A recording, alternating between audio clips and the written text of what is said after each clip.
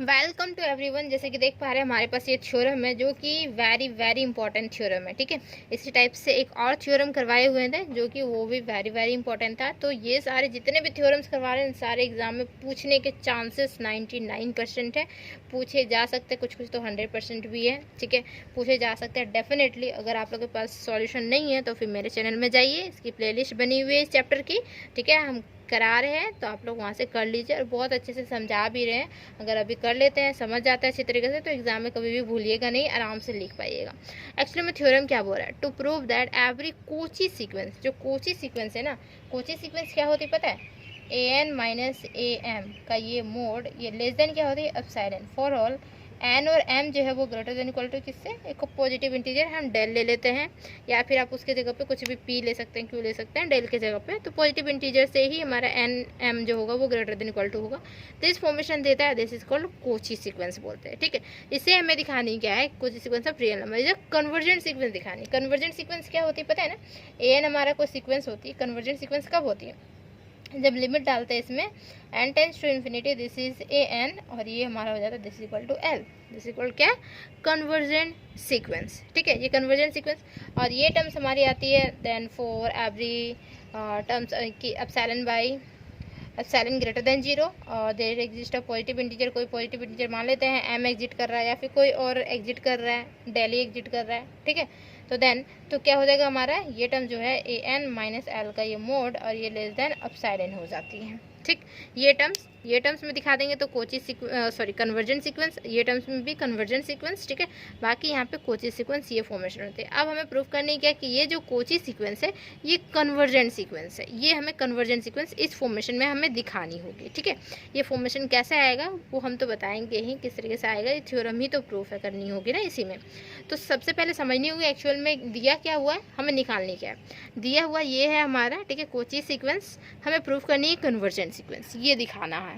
ठीक है, और इसी टाइप से एक और थ्योरम था जो कि हमारा कन्वर्जेंट सीक्वेंस दिया हुआ था, हमें दिखानी थी कोची सीक्वेंस है। Every convergent sequence is a Cauchy sequence, एक थ्योरम था जो कि मोस्ट इंपॉर्टेंट थ्योरम, और ये भी most important theorem, every Cauchy sequence is a convergent sequence. तो एग्जाम में क्वेश्चन को बहुत अच्छे से पढ़िएगा, बहुत बारीकी से। एक्चुअल में बोला क्या है, कोची सीक्वेंस को कन्वर्जेंट सीक्वेंस दिखाना है या कन्वर्जेंट सीक्वेंस को कोची सीक्वेंस दिखाना है। दोनों देखिए कन्वर्स पार्ट है, ठीक है ना। ठीक है, एक दूसरे का उल्टा पुल्टा है। ठीक है, तो सबसे पहले तो क्वेश्चन को समझिएगा, क्वेश्चन एक्चुअली में क्या बोल रहा है, हमें दिखानी क्या होगी, प्रूफ क्या करनी होगी। ओके, तब जाके आप लोग प्रूफ करना स्टार्ट कीजिएगा। तो चलिए इसको प्रूफ करते हैं। और रही बात मेरे चैनल पर नए हैं तो प्लीज़ चैनल को सब्सक्राइब कर दीजिए, वीडियो अच्छा लगता है वीडियो को लाइक कीजिए एंड फ्रेंड्स में शेयर भी कर दीजिए। ओके, तो चलिए प्रूफ पे आते हैं। इसके प्रूफ किस तरीके से करेंगे, सबसे पहले तो लेट अस कंसीडर, कोई सीक्वेंस ही कंसीडर करेंगे, जो कि कौन सा सीक्वेंस, कोची सीक्वेंस कंसीडर करनी होगी हमें। ठीक है, लेट अस कंसीडर ए एन। ठीक है, ऐसे सीक्वेंस हम लोग इस तरीके से डिनोशन करते हैं, a n be a Cauchy sequence, Cauchy sequence of a real number. देखिए एक्चुअल में जो हमारा दिया हुआ है क्वेश्चन, अगर उसी टाइप में हम आंसर लिखना चाहें तो लिख सकते हैं, और वैसे ही उसी टाइप में ही आंसर लिखना चाहिए, उन्हीं की भाषा में, जैसे भी क्वेश्चन पूछे हैं एग्जामिनर उन्हीं की भाषा में हमें आंसर देने की कोशिश करनी चाहिए। ठीक है, जैसे हमारा Cauchy sequence of a real number लिखा हुआ है तो Cauchy sequence of a real number ही लिखेंगे। ठीक है, तो let us consider A n be a Cauchy sequence of real number. ठीक, देन फॉर एवरी क्या होता है इसमें, epsilon greater than 0 no matter how small, no matter how small there exist a positive integer. ठीक है, there exist a positive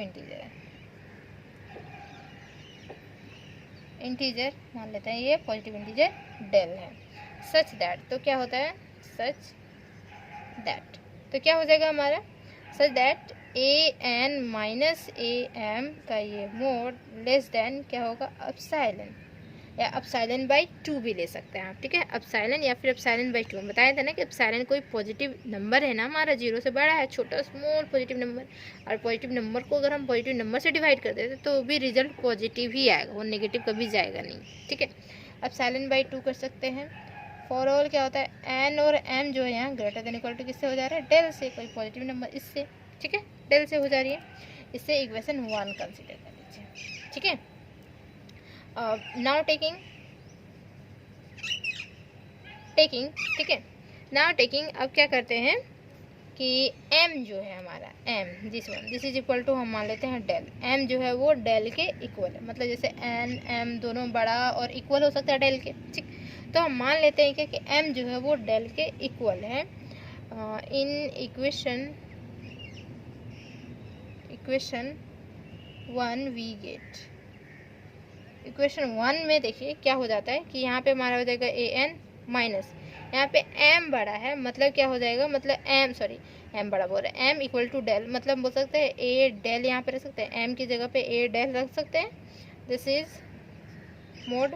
और ये हमारा क्या हो जाएगा, एप्सिलॉन बाई 2 हो जाएगा, ठीक है, एप्सिलॉन बाई 2। और फॉर ऑल यहाँ पे हो जाएगा n greater than equal to किससे, डेल से, ठीक है, क्लियर, ठीक। इसे इक्वेशन 2 कंसिडर कर लेते हैं, ओके। नाउ अब देखिए ये टर्म्स जो होता है, ये टर्म्स एक्चुअल में होता क्या है, ये टर्म्स को हम लोग किस तरीके से लिख सकते हैं पता है ना। ये टर्म्स देखिए यहाँ पे जैसे ए एन, एक्चुअल में क्या है कि ए एन जो है वो किसके बीच में लाई करेगा, यहाँ वाले टर्म्स जो होते हैं उसके बीच में लाई करता है, याद है ना, ए एन माइनस एल का ये मोड लेस देन एप्सिलॉन, मतलब क्या होता है कि ए एन किसके बीच में लाई करता है, L minus epsilon, L plus epsilon के बीच में। तो यही वाले टर्म्स यहाँ पे अप्लाई करनी है हमें, ठीक है। यहाँ पे जैसे अप्लाई करेंगे तो क्या हो जाएगा कि ए एन ही तो होगा, ए एन ही रहेगा, किसके बीच में लाई करेगा, तो इसके और इसके बीच में, मतलब क्या होगा कि ए डेल माइनस एप्सिलॉन बाई 2 है ना, होगा ना। और यहाँ पे क्या हो जाएगा, a del plus epsilon by 2 for all n greater than equal to del, equation 3, देखिए हो गया, ठीक। मतलब यहाँ से डायरेक्टली हम यहाँ बोल सकते हैं, ये टर्म्स तो हम लोग जानते हैं ये ना, तो ये टर्म्स हमारा इस तरीके से, ये वाला टर्म्स को हम इस तरीके से कन्वर्ट कर सकते हैं, क्लियर, ठीक है। अब कन्वर्ट क्यों किए हैं वो पता चल जाएगा, ओके।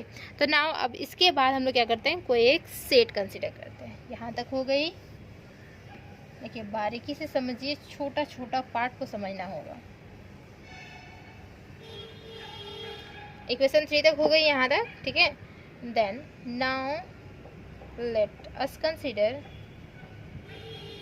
अब कंसिडर क्या करता है, अ सेट, एक सेट कंसिडर करता है। सेट जो है वो सेट को डिनोट कर रहा है एस से, दिस इज इक्वल टू, अब सेट में जो एलिमेंट है, सेट में जो एलिमेंट्स है वो है एक्स एलिमेंट जो कि बिलोंग कर रहा है एस में, और ये जो एक्स एलिमेंट है वो लेस देन एन से छोटा है एलिमेंट, ठीक है। फॉर ऑल किसके लिए, सारे एन के लिए, दिस वन, ठीक। मतलब क्या हुआ कि एस एक्स जो है मतलब छोटा है ए एन से छोटा है, मतलब देखा जाए तो ये इम्प्लाइज क्या कर रहा है, ए डेल प्लस यहाँ ए डेल माइनस एप्सिलॉन बाई 2, ये बिलोंग कर जाएगा किसमें, एस में, सेट में बिलोंग करेगा, क्योंकि ए एन से छोटा एलिमेंट यहाँ टर्म है ना, देखिए ए डेल माइनस एप्सिलॉन बाई 2 ये वाला टर्म्स है, और ये वाला टर्म्स तो हमारा एस में बिलोंग करेगा, क्योंकि एस में किस टाइप के एलिमेंट बिलोंग कर रहा है, एक्स टाइप के एलिमेंट, और एक्स किस टाइप के एलिमेंट है, ए एन से छोटा वाला एलिमेंट है, ए एन से छोटा वाला एलिमेंट यही तो है, तो ये बिलोंग कर जाएगा ना एस में, समझ में। एक ऐसा सेट लिए जो कि ए एन से छोटे वाले जो एलिमेंट होता है वो एस में बिलोंग करते हैं, उस सेट में बिलोंग करते हैं, तो मतलब इस हिसाब से देखा जाए इक्वेशन 3 के हिसाब से तो ये वाला टर्म्स जो है वो एस में बिलोंग करेगा। ये क्लियर हो रही है, ठीक। इस टाइप से हम सेट लिए, खुद से लिए, बट क्या हो रहा है कि ए एन जो है, ए एन, ठीक है, वो छोटा है, किससे छोटा है, दिस वन, किससे, ए डेल प्लस एप्सिलॉन बाई 2 से छोटा है ना, इससे तो छोटा है ही, यहाँ पे दिख रहा है इससे छोटा है, और ये वाला टर्म जो है, ये वाला टर्म्स एस में बिलोंग कर रहा है, क्योंकि ए एन जो है इससे छोटा है, मतलब ए एन से छोटा ये वाला टर्म्स है, और ए एन जो है इससे छोटा है, ठीक है। तो ये टर्म्स लिखे, और ये टर्म्स, और जो ए एन से छोटा होता है वो एस में बिलोंग करता है, मतलब ये वाला बिलोंग कर रहा है एस में, बस यहीं तक चला है। तो दिस सेट एस जो है इस क्या हो गया, bounded above, and therefore LUV, मतलब बाउंडेड अबव मतलब क्या होता है, अपर बाउंड्स में सबसे छोटा एलिमेंट ऑफ एस एग्जिट कर गया, ठीक है। तो लेट हम मान लेते हैं L जो है this is equal to LUB है, लिस्ट अपर बाउंड है, जो कि हमारा क्या है L है। ठीक, तो क्या हो जाएगा, हम यहाँ पे इरेज कर रहे हैं। ओके,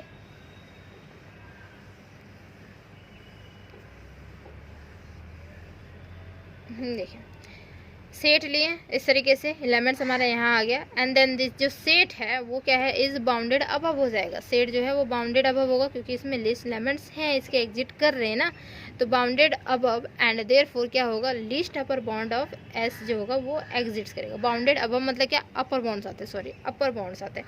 अपर बाउंड्स में सबसे छोटा कोई एलिमेंट्स तो होगा, सारे अपर बाउंड्स में से कोई एक तो छोटा होगा ही होगा।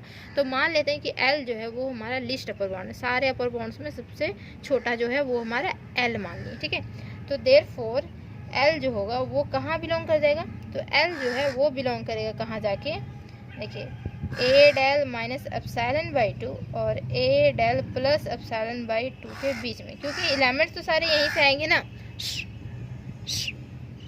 ठीक है, एलिमेंट्स तो सारे यहीं से आएंगे, ठीक है, इसी टर्म से ही आएंगे। ठीक है, ठीक, तो लिस्ट अपर बाउंड क्या हुआ कि इसी में से ही ना ये कंसीडर करके लाए हुए हैं, तो ये वाला टर्म्स हमारा यहीं से आया है। ठीक है, ये वाले मतलब जो भी रेंज इसके बनेंगे वहीं से हमारा ये निकल के आया। ठीक है, लिस्ट अपर बाउंड, सारे अपर बाउंड्स में सबसे छोटा एलिमेंट, ठीक, जो कि हम एल कंसीडर किए, मतलब ये वाला टर्म। हेंस तो हम बता पा रहे हैं क्या, हेंस ए डेल माइनस क्या हो रहा है एल, ये जो मोड है वो हमारी क्या हो जाएगी, ये less than epsilon by 2, equation 4 consider हो गई। ठीक है, दिस इज इक्वेशन 4, समझ में आई बात। ठीक, ए डेल माइनस एल, ठीक, और ये लेस देन एप्सिलॉन बाई 2, और ये इक्वेशन 4 हो गया नाउ। तो क्या होता है, देखिए यहाँ पे ए एन माइनस एल का अगर मोड कर देते हैं, ये लेस देन कर देते हैं हम एप्सिलॉन, देन हम बता पाएंगे क्या कि ये टर्म जो है वो हमारा क्या है, कन्वर्जेंट सीक्वेंस है। ठीक है, तो कन्वर्जेंट सीक्वेंस के लिए हमें क्या करने, यहाँ टर्म से हमारा ये आया है, ठीक है, ये टर्म से हमारा ये आया है। ओके, यहाँ टर्म्स, ये टर्म्स हम कैसे लिख दिए पता चला क्या, कुछ एल जो है इसके बीच में बिलोंग कर रहा है, मतलब क्या होता है ना कि एल इसके बीच में बिलोंग कर रहा है, एक लाइन हम यहाँ पे जोड़ देते तो ज़्यादा अच्छा होता है।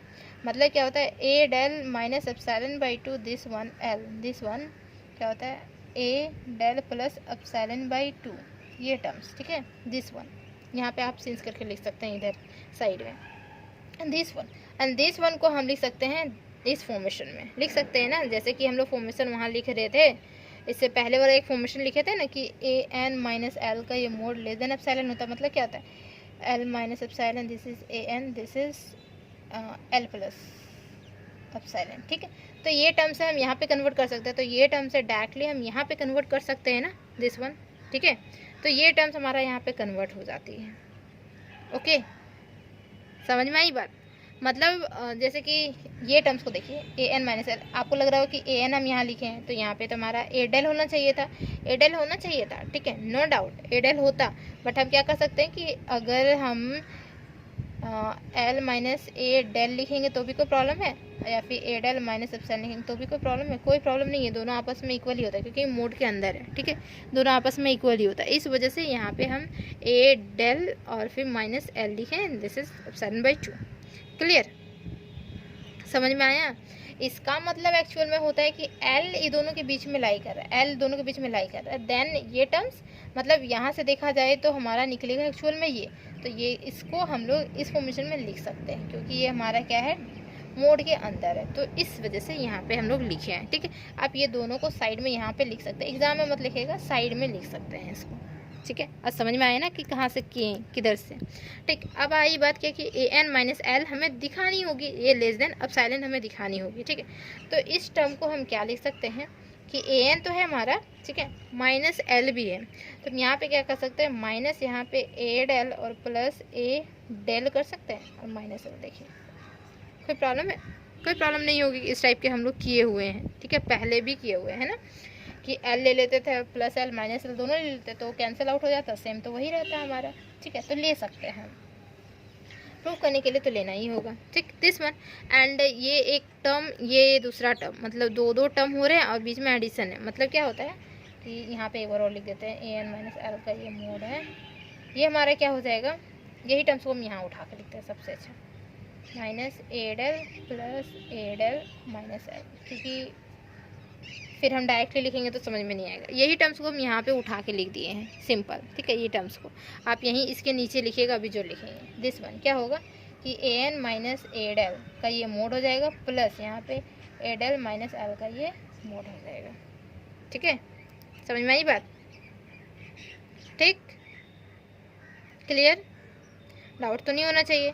अब देखिए यहाँ पे जो है हमारा क्या था कि ए डेल माइनस एल, इसका वैल्यू तो एप्सिलॉन बाई 2 है, और कहीं था हमारा ए एन माइनस ए डेल का वैल्यू है कहीं, ए एन माइनस ए डेल का भी वैल्यू होगा कहीं पे, ठीक है।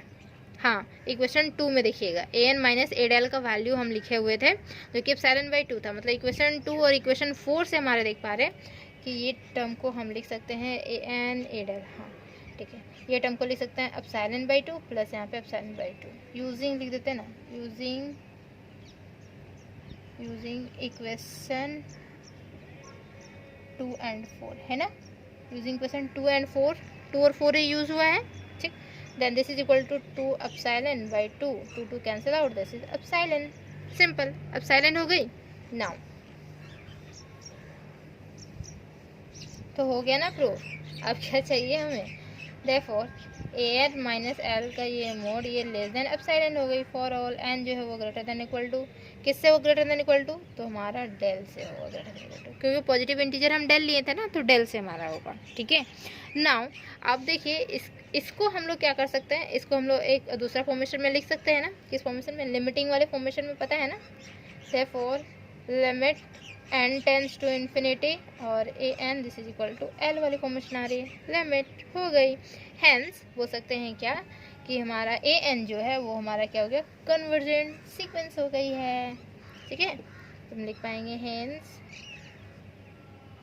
ए एन, ये जो सीक्वेंस है इज अ कन्वर्जेंट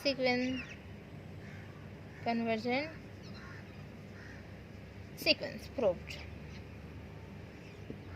तो उम्मीद है कि बहुत अच्छे से क्लियर हुआ होगा, कैसा कैसा प्रोसेस गया है, सारा प्रोसेस समझ में आया होगा, छोटी छोटी चीज़ समझ में आई होगी जहाँ पे छोटी चीज़ नहीं बताई जाती है, बट यहाँ पे यूट्यूब में तो सारा चीज़ अवेलेबल रहता है, वो भी फ्री में अवेलेबल रहता है, सब कुछ बताया जाता है, छोटा छोटा चीज़ बताया जाता है। तो समझ में आ गई होगी, समझ में आ गई तो वीडियो को लाइक कीजिए, चैनल को सब्सक्राइब कीजिए एंड फ्रेंड्स में शेयर भी कर दीजिए, ठीक है। थैंक यू सो मच यहाँ तक बने रहने के लिए।